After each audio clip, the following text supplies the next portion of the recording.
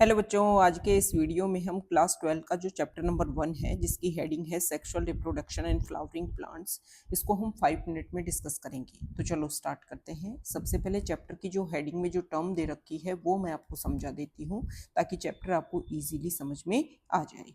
Chapter की heading में दो मेनली टर्म है, एक है सेक्सुअल रिप्रोडक्शन और एक है फ्लावरिंग प्लांट्स। सबसे पहले मैं आपको समझाती हूँ कि फ्लावरिंग प्लांट्स क्या होते हैं। हमारी ये जो अर्थ है, इस अर्थ पे बहुत सारे लिविंग ऑर्गेनिज्म हैं। इन लिविंग ऑर्गेनिज्म को 5 किंगडम में क्लासिफाई किया गया है। इन 5 किंगडम के नेम है kingdom Monera, kingdom protista, kingdom fungi, kingdom Plantae और किंगडम एनिमेलिया। ये जो किंगडम प्लांटी है इसको हम जनरली प्लांट किंगडम के नाम से जानते हैं। प्लांट किंगडम को फिर हम आगे 5 डिवीजन में डिवाइड करते हैं और इन 5 डिवीजन के नेम है, सबसे बेसिक लेवल के जो प्लांट है वो है एल्गी, फिर उनसे थोड़े से हायर डेवलप हुए वो हैं ब्रायोफाइट, फिर ब्रायोफाइट से जो थोड़े हायर डेवलप हुए वो हैं टेरिडोफाइट, और उसके बाद में आते हैं जिम्नोस्पर्म और सबसे लास्ट में आते हैं एंजियोस्पर्म। हमारी ये जो अर्थ है, इस अर्थ पे जितने भी आपको प्लांट्स दिखते हैं और उन प्लांट्स में से जिन पर भी आपको फ्लावर दिख रहा है, उन प्लांट्स को हम बोल सकते हैं कि वो क्या है, एंजियोस्पर्म है।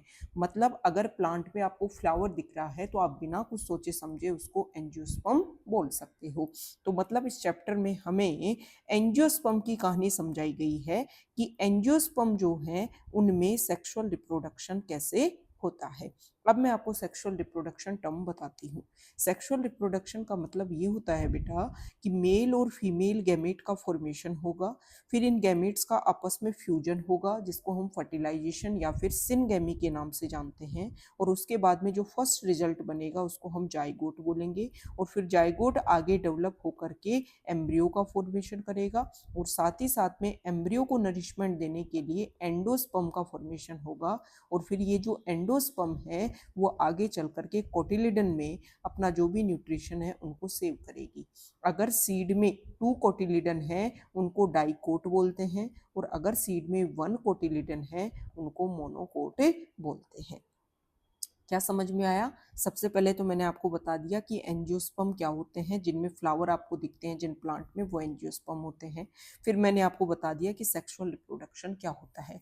मतलब इस चैप्टर को समझने के लिए आपको फ्लावर की स्ट्रक्चर समझ में आनी चाहिए। अब फ्लावर होता क्या है?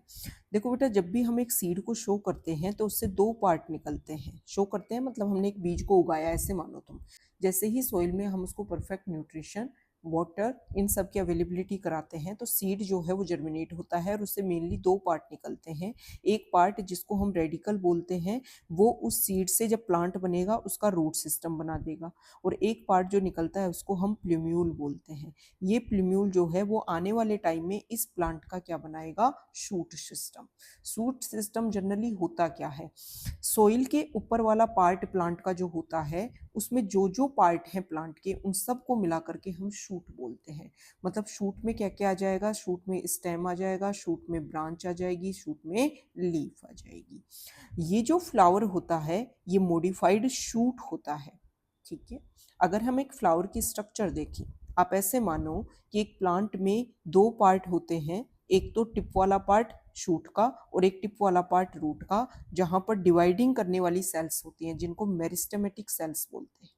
तो ये सेल जब डिवाइड करती हुई आगे बढ़ती हैं तो कुछ कुछ पार्ट अपना बीच में छोड़ती हुई जाती हैं, और उन्हीं एरिया से हमें क्या देखने को मिलता है प्लांट में, या तो ब्रांच या फिर लीफ, ऐसी स्ट्रक्चर।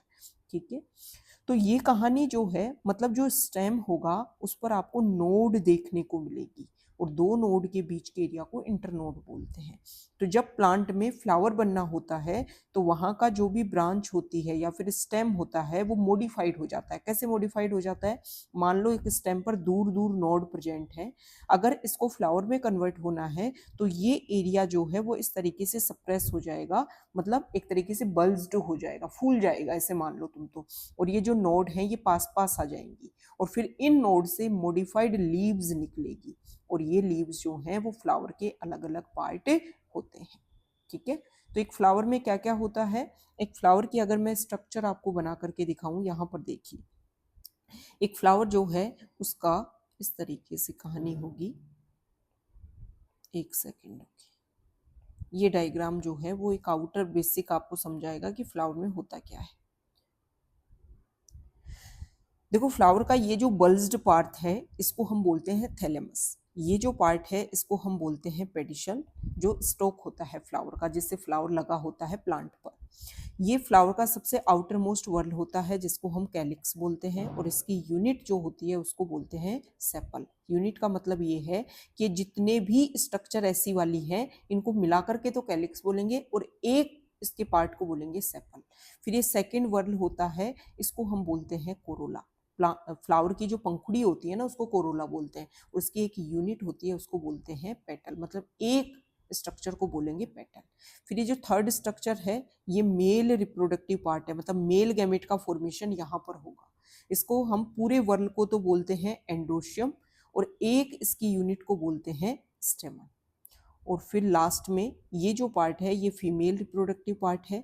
इस पूरे को मतलब एक फ्लावर में एक से ज़्यादा फीमेल पार्ट हो सकते हैं, एक फ्लावर में एक से ज़्यादा मेल पार्ट हो सकते हैं। पूरे ग्रुप को तो बोलेंगे, मेल को तो एंडोशियम और फीमेल को गाइनोशियम। और फीमेल के एक यूनिट को हम बोलते हैं या तो पिस्टिल या फिर कार्पल। तो इस चैप्टर में हम सबसे पहले तो जो मेल रिप्रोडक्टिव पार्ट है उसकी स्ट्रक्चर को पढ़ते हैं, फीमेल रिप्रोडक्टिव पार्ट है उसके स्ट्रक्चर को पढ़ते हैं, फिर कैसे मेल में गैमेट का फॉर्मेशन होता है उसके बारे में हम पढ़ते हैं, फीमेल में जो गैमेट का फॉर्मेशन होता है उसके बारे में पढ़ते हैं, फिर मेल गैमेट किस तरीके से, क्योंकि दोनों ही ये जो गैमेट है ये नॉन मोटाइल होते हैं, अपने लेवल पर चलकर नहीं जा सकते, तो यहाँ से मेल गैमेट किस तरीके से निकल करके फीमेल गैमेट के पास आएगा, इस प्रोसीजर को हम बोलते हैं पॉलिनेशन। और पॉलिनेशन के बाद में जैसे ही मेल गैमेट फीमेल के पास में आएगा तो यहाँ पर पोलन पिस्टल इंटरेक्शन होगा कि उनमें पूछा जाएगा कि हम सेम स्पीसीज के हैं या नहीं हैं। अगर सेम स्पीसीज के हैं तो पोलन ट्यूब का फॉर्मेशन होगा, यहाँ पर फीमेल गैमेट प्रेजेंट होगा, फर्टिलाइजेशन होगा, एम्ब्रियो का फॉर्मेशन होगा, एंडोस्पर्म का फॉर्मेशन होगा, और आने वाले टाइम में ये जो अंदर यहाँ पे फर्टिलाइजेशन होगा ये तो बन जाएगा सीड, और ये जो ओवरी है ये जनरली बना देती है फ्रूट।